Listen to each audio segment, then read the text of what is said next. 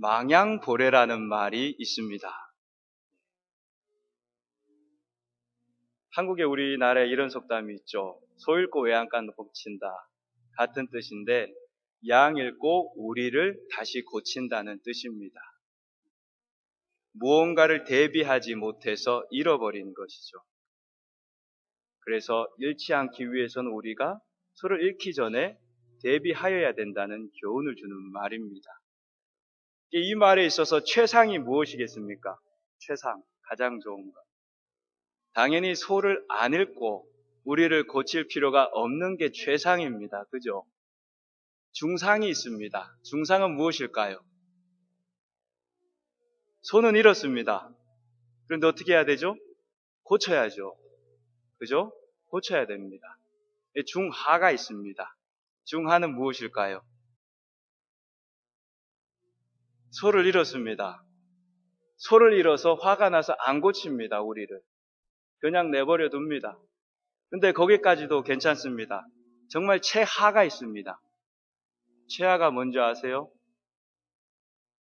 소를 잃었으니 우리도 부셔버리고 계집도 부셔버리고 가정도 부셔버리고 사회도 부셔버리는 거예요. 이게 최하입니다. 모든 걸 자포자기하는 거죠.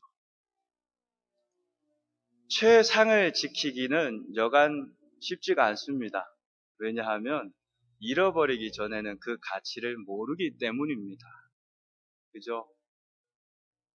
내가 가지고 있을 때는 그 가치를 잘 모르기 때문에 힘써 지키려고 하지를 않습니다. 그렇다면 실질적인 우리 삶에 있어서의 최상은 무엇이겠습니까? 소를 잃었다면 우리를 고치고 소를 집어넣어야 합니다. 그리고 다시 소 잃기 전에 과거로 돌아가야 합니다. 이게 실질적인 최상일 것입니다. 하나님께서 이스라엘 백성들을 하나님의 약속의 땅에 놓아두셨습니다. 그 땅은 가나안 땅이었습니다.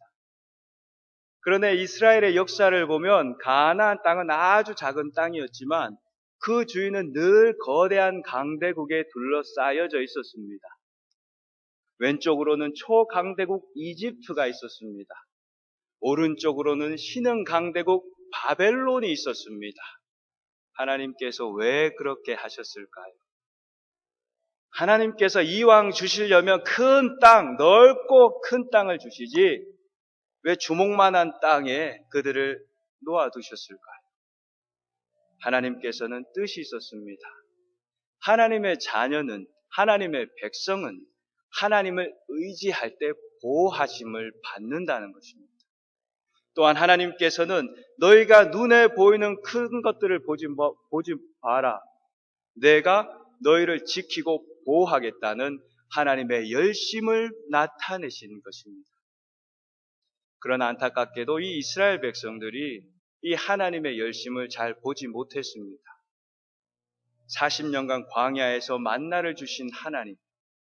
그러나 그들이 가나안 땅에 들어가니 가나안 이방인들이 농사를 너무 잘 짓습니다. 이제 이스라엘 백성들은 자신들의 힘으로 농사를 해서 먹고 살아야만 합니다. 그런데 하나님은 보이지가 않으니 하나님이 말씀을 주셨어도 말씀을 믿지 못하니 오히려 눈에 보이는 가나안인들의 그런 방법, 재배하는 방법을 배우고 싶은 것입니다. 그들이 잘 살아 보였습니다. 그런데 그들을 가만히 보니 우상을 만들고 절을 하고 그 신을 섬기는 것입니다. 그리고 얘기를 들어보니 그 신이 복을 준다는 것입니다. 어떻게 했습니까? 이스라엘 백성들이 하나님의 말씀을 떠났습니다. 버렸습니다. 그리고 어떤 사람들은 그냥 버리기는 양심의 가책이 있으니 하나님도 섬기고 가나안의 이방신에게도 절하고 이런 상황이 된 거였습니다. 하나님께서는 이스라엘 백성들은 땅을 잃었습니다. 그 예루살렘 성은 회파됐습니다. 성벽은 무너졌습니다. 그들은 70년간 바벨론의 포로로 잡혀갔습니다. 그러나 사랑과 긍휼과 그 신실하심, 있는 우리 하나님께서는 그 자녀를 버리지 아니하시고 약속대로 그들을 70년 만에 다시 회복시키십니다. 이 3차에 걸쳐서 이스라엘 백성들을 바벨론 포로로 있던 이스라엘 백성들을 다시 가나안 땅으로 회복시키십니다. 그때 이 3차 귀환 운동에 있어서 이 느헤미야를 통해서 하나님은 이스라엘 백성을 보내십니다. 예루살렘 성이 있는 곳으로. 그러나 그들에게는 해야 될 임무가 있었습니다. 예루살렘 성벽이 회파가 되었습니다. 성문이 불에 타고 무너졌습니다. 느헤미야는 마음이 아팠습니다. 이 소리를 듣고 마음이 아파서 수일을 금식하며 울었습니다. 하나님, 고쳐주시옵소서. 하나님, 고쳐주시옵소서. 하나님께서 이 느헤미야를 붙드시고 하나님의 성벽을 재건하십니다. 이 느헤미야서는 13장까지 구성되어 있습니다. 1장에서 7장까지는 그러므로 이 사명을 감당합니다. 하나님의 성벽을 회복하는 사명을 감당합니다. 그 가운데 마귀의 방해가 있었습니다. 그러나 하나님의 권능과 하나님의 보호하심으로 말미암아 비로소 7장까지 성벽 재건이 완성됩니다. 그런데 이 8장부터 마지막 13장까지는 진정한 성벽 재건은 눈에 보이는 외형적인 성에 있지 않았습니다. 그들 마음의 중심이 회복되어야만 했습니다. 진정한 영적 각성 운동, 부흥 운동이 바로 이 8장부터 시작합니다. 그 시작점에 무엇이 있냐? 그들은 하나님 말씀을 사모합니다. 그리고 하나님 앞에 겸손히 무릎 꿇고 주님을 경배합니다. 바로 이게 진정한 부흥, 삶의 회복의 시작인 것입니다. 하나님께서는 진실로 어떻게 우리의 삶을 회복시키시고 우리의 삶을 만져가시는지, 왜 우리의 삶에, 믿는 신자의 삶에 하나님의 말씀이 세상 그 무엇보다 중요한지 오늘 본문을 통해 살펴보기 원합니다. 먼저는 진정한 회복의 표지는 성도들이 하나님 말씀을 사모함에서 나타납니다. 1절 보십시오. 이스라엘 자손이 그 본성에 거하였더니 7월에 이르러는 모든 백성이 일제히 수문 앞 광장에 모여 학사 에스라에게 여호와께서 이스라엘에게 명하신 모세 율법책을 가지고 오기를 청하며, 이 놀라운 사실입니다. 하나님의 말씀을 떠났더니 이스라엘 백성들이 먼저 모세 율법책 읽기를 원합니다. 하나님 말씀이 갈급한 거죠. 이런 갈급함이 있으니까 당연히 자세가 다릅니다. 그들이 얼만큼 하나님 말씀을 들었냐면 새벽부터 오전까지, 3절 보시면 새벽부터 오전까지 남자 여자 무릇 알아들을 만한 자의 앞에서 읽음에 뭇 백성이 그 율법책에 귀를 기울였는데 장장 6, 7시간을 서서 하나님의 말씀을 듣고 있습니다. 혹시 우리 가운데 장장 6, 7시간을 서서 예배 드려 보신 분 있으십니까? 얼마나 사모했냐면, 얼마나 그 심령에 갈급함이 있었냐면, 사랑하면 자세가 바뀝니다. 갈급하면 자세가 바뀝니다. 그죠? 내가 무언가를 간절히 원하면 우리는 그것을 얻고자 하는 자세가 당연히 바뀌게 됩니다. 우리가 오늘날 한번 돌아봐야 되는 것이 무엇입니까? 하나님은 동일하신데 2000년 전, 3000년 전, 영원 전부터 지금까지 하나님은 동일하신데 지금 2500년 전에 이런 놀라운 역사가 일어나고 있습니다. 지금하고 동일한 예배의 모습으로 에스라가 나무 강단을 만들어서 그 위에 서서 지금 말을 하는 것입니다. 이 백성들이 그 말씀을 듣고 지금 깨닫는 것입니다. 가장 큰 차이가 무엇일까요? 아마 마음의 자세입니다. 사모하는 마음으로 하나님 앞에 경외함으로 서는 자세. 그러므로 하나님께서는 정말 그 영혼을 만지시기 원하고 회복시키시기 원하실 때 그 마음에 말씀의 갈급함을 주실 줄로 믿습니다. 하나님 말씀에 대한 갈급함, 목마른 사슴이 시냇물을 찾는 것처럼 아무리 목이 말라서 물을 마시고 몇 바르를 다 마셔도 채워지지 않는 영혼의 갈급함. 하나님께서 이 영혼의 갈급함을 먼저 주십니다. 오늘날 현대인들이 겪고 있는 비극이 풍요 속의 빈곤이라고 말합니다. 이게 무슨 말입니까? 풍요 속의 빈곤. 악착같이 땀 흘리고 일하고 돈은 많이 벌었습니다. 집도 사고 자동차도 사고 생활은 나아졌습니다. 그러나 가정에는 끊임없는 문제가 발생합니다. 좋은 직장을 가지면 가정이 더 화목할 것 같았습니다. 자녀들이 좋은 학교에 가면 가정이 더 화목할 것 같았습니다. 자녀가 효도할 것 같았습니다. 그러나 가정에는 더 큰 문제가 많이 발생하고 있습니다. 지난 수십 년간 한국의 경제 성장은 기적 중의 기적입니다. 그러나 지금 한국의 여러 가지 지표를 보십시오. 국민의 행복도나 여러 가지 만족도를 보십시오. 최하입니다. 꼴찌입니다. 지난 수십 년간 자살률도 1등입니다. 무엇보다 요즘 부모님들이 자녀 1명 정도 낳습니다. 2명 정도 놓습니다. 키우기 힘들다는 거죠. 그래서 그 1명밖에 없는 자녀의 모든 것을 쏟아붓습니다. 우상 숭배하듯이 다 쏟아붓습니다. 그래서 키웁니다. 그래서 얼만큼 그 자녀에게 쏟아붓냐면 자녀들이 OECD 국가 중에 중고등학생, 이 어린아이들이 물질 만족도, 그것을 조사하는 것도 참 신기합니다. 그 어린아이들한테 물질 만족도를 조사하다. 물질 만족도가 OECD 국가 중에 전 세계에서 4위입니다. 미국보다도 훨씬 높습니다. 자녀들이.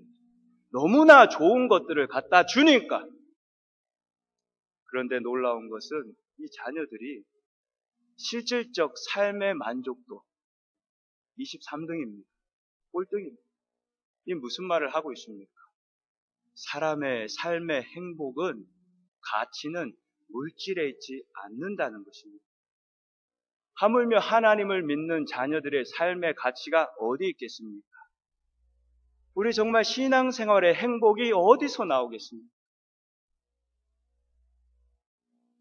하나님의 말씀을 의지하고 하나님의 말씀을 사모할 때 하나님은 그 영혼에게 주시는 놀라운 생명의 복이 있습니다. 그 첫 번째 복이 뭐냐면 하나님의 말씀이 내게 임하면 나로 하여금 애통하는 복을 주십니다. 7절을 보십시다. 에스라가 율법책을 낭독했을 때에 깨닫지 못하는 사람들이 많았습니다. 왜냐하면 이 모세의 율법책이 히브리어로 되어 있었습니다. 이게 당연히 포로로 살던 그 사람들이, 이스라엘 백성들이 그를 모르죠. 그래서 이 제사장들이 히브리어로 된 모세의 율법책을 이제 아람어로 번역해서 읽어주는 것입니다. 그랬더니 그들의 귀에 하나님의 음성이 들리기 시작합니다.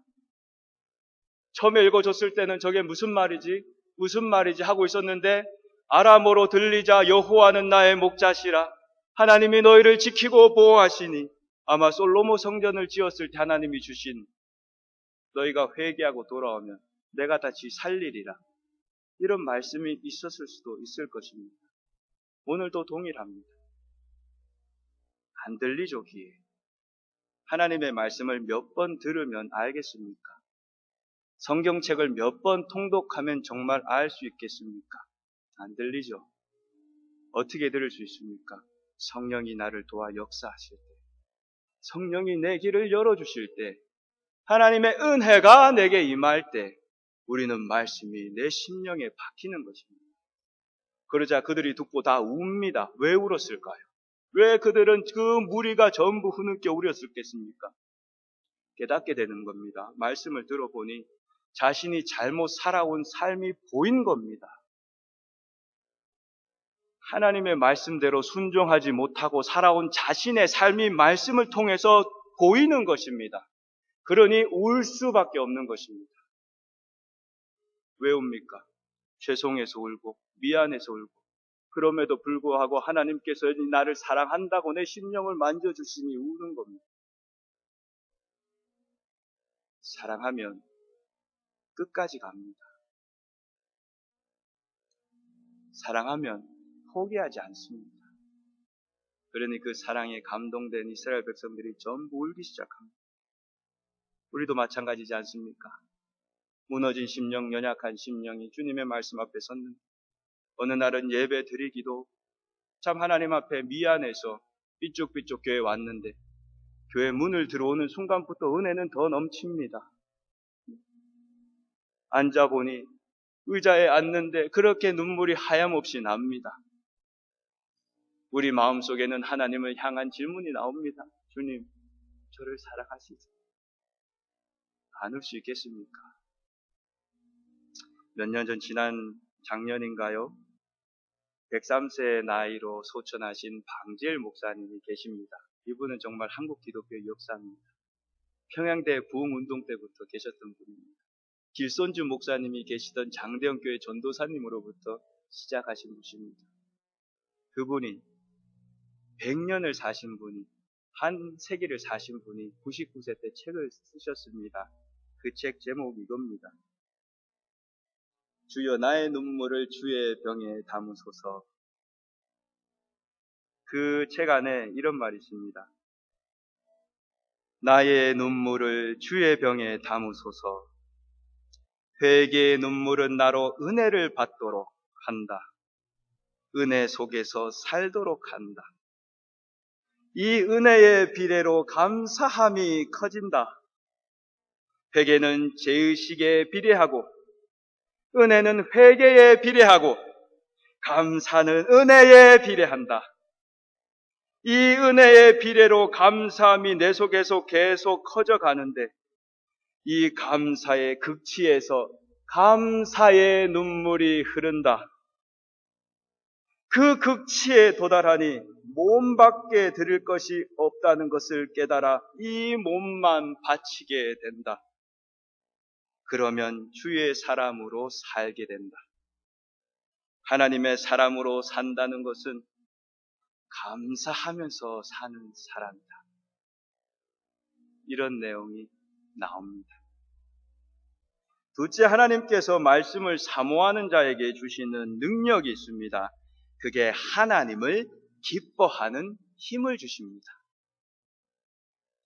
하나님이 나를 만지시니 그 극치에서 감사의 눈물은 이제 기쁨의 눈물로 바뀝니다. 주님 뭐든지 시켜주세요. 주님 뭐든지 나를 인도해 주세요. 내가 말씀만 의지하고 주님 따라가니 내 발이 사슴발과 같이 뛰며 기쁩니다. 하나님은 그 애통의 눈물을 기쁨의 눈물로, 고난의 눈물을 기쁨의 눈물로 바꾸어 주십니다. 찬송하리로다. 그는 우리 주 예수 그리스도의 하나님이시요 자비의 아버지시니 모든 위로의 하나님이시며 우리의 모든 환난 중에서 우리를 위로하사 우리로 하여금 하나님께 받는 위로로서 모든 환난 중에 있는 자들을 능히 위로하게 하시는 이시로다. 아멘. 진정한 부흥은 우는 데서 그치는 것이 아닙니다. 그건 정말 반쪽입니다. 진정한 부흥은 이 애통의 자리에서 기쁨의 자리로 하나님이 밀어넣습니다. 하나님이 밀어넣으니 들어가게 됩니다. 너희는 10절 보십시다. 너희는 살찐 것을 먹고 단 것을 먹고 서로서로 나누어 주라. 이날은 주의 성일이니 근심하지 말라. 여호와를 기뻐하는 것이 너희의 힘이니라. 이날은 성일이니 근심하지 말라. 여호와를 기뻐하는 것이 우리의 힘이니라. 이 얼마나 기쁜 말씀입니까? 이 얼마나 기쁜 말씀입니까? 오늘이 주의 날이니 너희는 근심하지 말라. 너희의 살아갈 힘은 여호와를 기뻐하는 것입니다. 하나님을 생각하면 기쁜 것입니다. 나 같은 죄인이 뭐라고 돌보시는 하나님의 사랑을 생각하면 할수록 웃음이 나는 것입니다. 얼마나 좋습니까? 이 거룩한 주의 날. 우리가 정말 세상 사람과 다른 게 무엇이겠습니까? 저는 제가 말씀을 가르치는 사람들에게 꼭 이런 말을 합니다. 꼭 성경책 들고 다니십시오. 이게 얼마나 귀한 것인지 아십니까? 세상은 할 수 없는 게 이겁니다. 주일날 성경책을 끼고 주님의 집으로 오는 건 누가 합니까? 누가 합니까? 얼마나 귀한 것이 아십니까? 한 주간 우리가 참 힘들게 살았습니다. 애통과 기쁨의 이중저처럼 우리 지난 한 주간만 돌아봐도 슬픈 날이 있었을 거죠. 아픈 날이 있었을 것입니다. 그러나 또 기쁜 날도 있습니다. 웃은 날도 있습니다. 정말 우리의 삶은 이 슬픔과 기쁨의 이중주, 이 하모니가 나오는 것 같습니다. 그러나 이 주일만큼은 우리가 함께 모였을 때 하나님께서 나에게 마음의 감동과 사랑을 주실 때, 하나님 말씀을 드릴 때, 하나님을 찬양할 때, 그래, 내가 하나님의 자녀지. 그래, 하나님이 나를 돌보시지.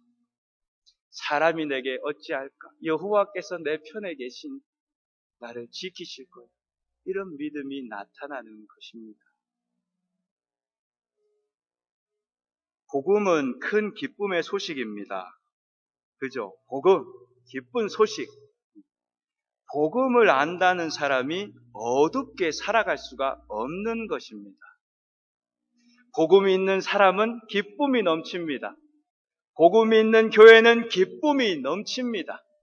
왜냐하면 복음이 주는 기쁨이 실로 말할 수가 없기 때문입니다.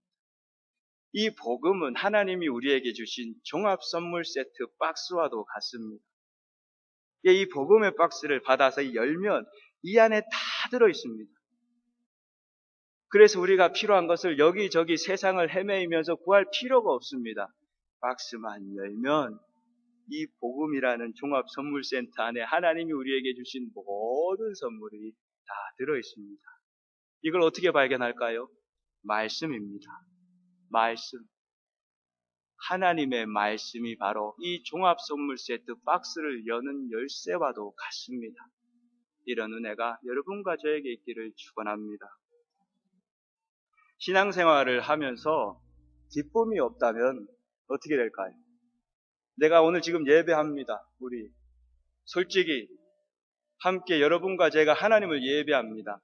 그러나 하나님을 예배하는데 오늘 예배가 끝나고도 내게 기쁨이 없다면, 오늘 주일 예배가 마쳐지는데도 내게 기쁨이 없다면 사람들이 어떻게 할까요?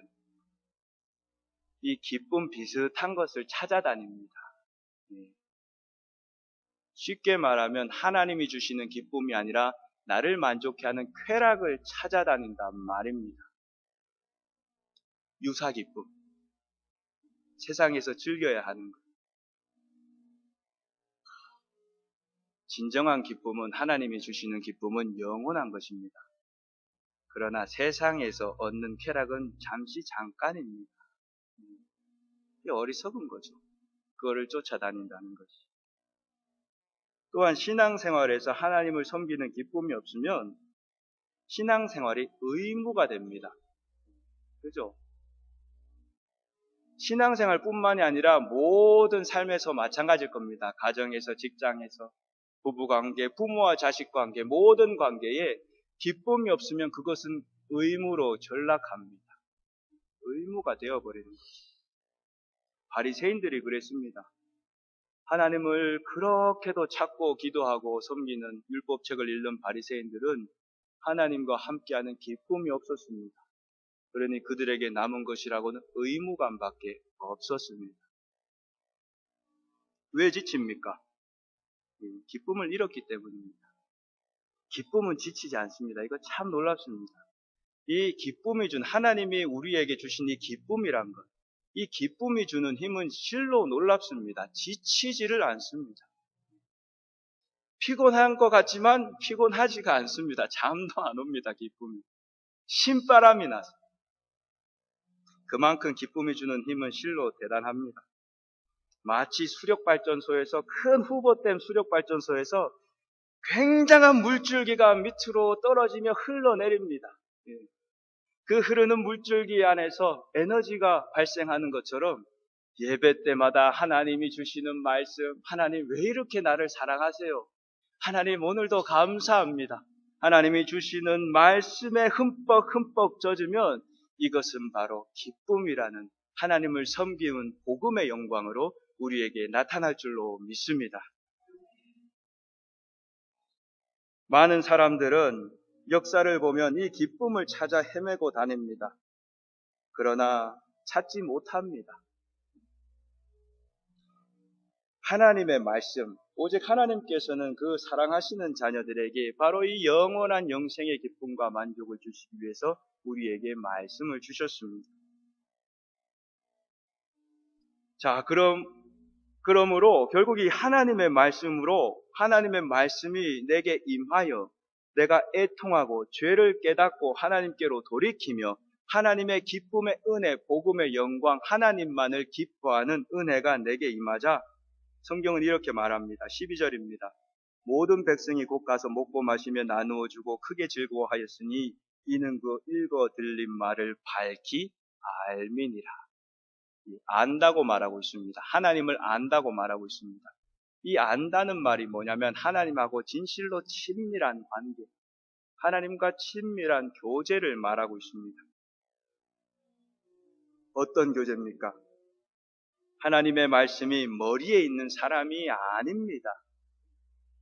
하나님의 말씀이 가슴에서 샘솟는 사람입니다.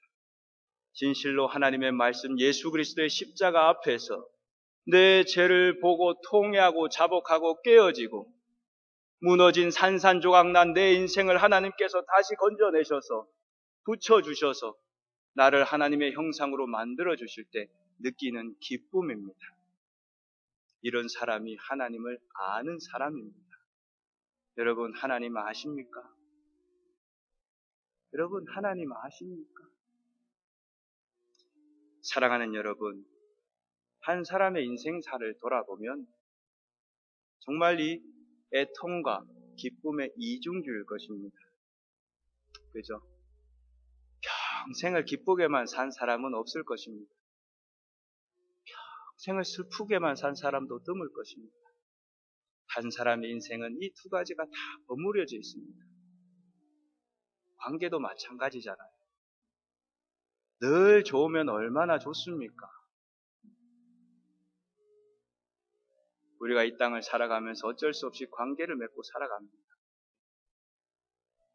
좋을 때도 있고 싫을 때도 있고 싫을 때도 있고 좋을 때도 있고 우리 다 경험하고 살아가고 있습니다. 교회는 어떻습니까?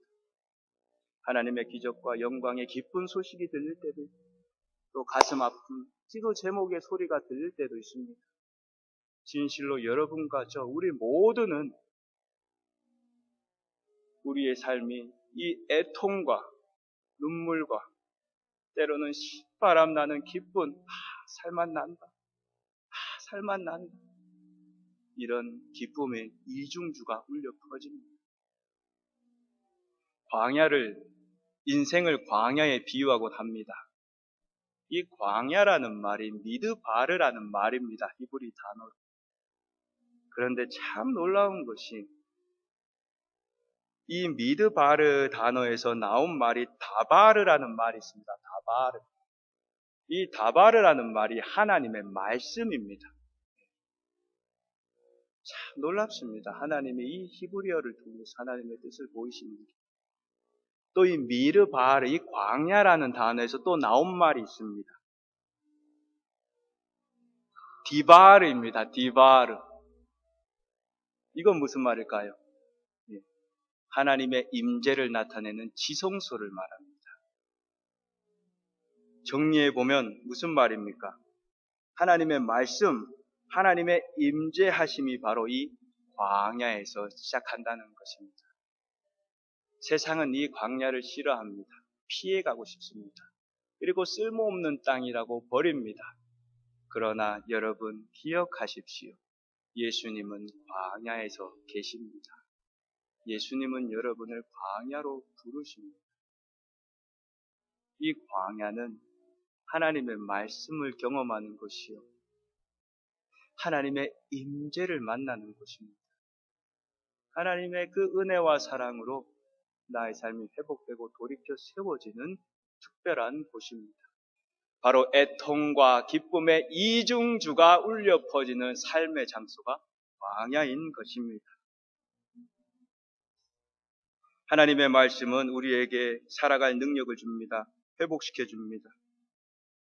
죄를 깨닫게 합니다. 은혜와 사랑을 누리게 합니다. 2008년도인가요? 중국에 대지진이 있었죠. 스촨성 지진이 있었습니다. 그때 전 세계를 울게 만든 한 사진이 공개됐습니다. 그때 당시 지진으로 한 7만 명이 목숨을 잃고 사상자가 7만 명이 되고 그리고 부상자도 수만 명이 넘었습니다. 여러분 중에 보신 분들도 있을 겁니다. 어떤 사진이 공개되었냐면 이제 그 지진으로 무너진 곳을 포크레인이 다 파고 흙을 덮어내는데 흙에 쌓여있는 한 모녀의 사진이었습니다. 한 어머니가 지진이 갑자기 나잖아요. 포크도 들고 있고 젓가락도 들고 한 살 배기인가요? 그 어린아이를 품에 안고 이러고 누워 있었습니다. 그것을 찍었습니다. 그리고 발견했습니다. 그 주위에 있는 셀폰을 발견했습니다. 그 셀폰에 이런 말이 기록되어 있었습니다. 딸아, 엄마가 정말 너를 사랑했다는 것을 잊지 말고 잘하렴. 참 기적적으로 그 아이는 살아있다고 제가 기사를 확인했습니다. 예수님이 생각이 났습니다. 하나님의 마음이 생각이 났습니다. 그 어미의 마음이 어땠을까요? 어떤 마음으로 딸아, 엄마가 너를 사랑했다는 것을 잊지 말고 기억하고 잘하렴 썼을까요? 어떤 마음으로? 우리 하나님 아버지가 어떤 마음으로 주 예수 그리스도를 십자가에 내어주셨을까요? 한 마음입니다. 살려야만 한다. 내 자녀를 살려야만 한다. 예수님이 그 마음을 아시죠. 예수님이 다 아시죠. 그래서 마지막까지 아버지여, 이 잔을 하시마니 것은 내게서 물리시옵소서. 그러나 내 뜻대로 마옵시고 아버지 뜻대로 하옵소서. 그리고 하나님의 말씀을 다 순종하셨습니다. 예수님의 마지막 광야의 절정이 십자가 광야입니다. 예수님이 이 땅에 오셔서 33년 인생 광야길을 걸어가시고 하나님과 함께 그 마지막 영광으로 주가 서 계신 광야가 홀로 선 십자가 광야였습니다. 이 십자가 광야에서 주님이 무엇을 하나님과 나눈지 아십니까? 아버지 뜻대로 내가 다 품었습니다. 내가 살리려고 품었습니다. 아버지, 내 품에 살아난 이 자녀들을 주께서 영원토록 보호하십시오. 그리고 내 영혼을 부탁하나이다. 십자가의 영광을 보여주셨습니다. 사랑하는 성도 여러분, 성경 안에는 정말 놀라운 예수 그리스도의 이 복음, 이 복음의 모든 은혜가 들어있는 종합 선물 세트 박스와도 같습니다. 천국을 소유하는 믿음을 주시며 사라지지 않는 영원하고 진정한 기쁨을 주십니다. 지금 이 시간 우리는 다 변하고 있습니다. 그죠? 지금 이 시간도 세상의 모든 것은 다 변합니다. 우리도 지금 변하고 있습니다. 우리 마음이 변하든 육신이 변하든 세포가 변하든 생각이 변하든 이 땅에 있는 모든 것은 지구도 돌고 있고 모든 것은 다 변하고 있습니다. 이 땅의 진리가 단 2개 있습니다. 첫째는 한 가지 빼고 다 변합니다. 인간의 사랑도 감정도 다 변합니다. 두 번째는 오직 하나님 말씀만 안 변한다는 사실입니다. 사랑하는 성도 여러분, 무엇 붙들어야 하겠습니까? 여러분 무엇 붙드실래요? 무엇 붙드실래요? 이 복음의 능력, 하나님의 영광, 예수 그리스도가 여러분들을 품으신 은혜는 성경에 기록되어 있습니다. 말씀으로 돌아가십시다. 진정 말씀을 읽고 배우십시다. 간절히 무릎 꿇고 아멘 아멘 찬송했던 2500년 전 이스라엘 백성들처럼 주님 말씀하옵소서, 제가 알기 원하나요? 이런 은혜가 여러분과 저에게 나타나기를 예수님의 이름으로 축원합니다.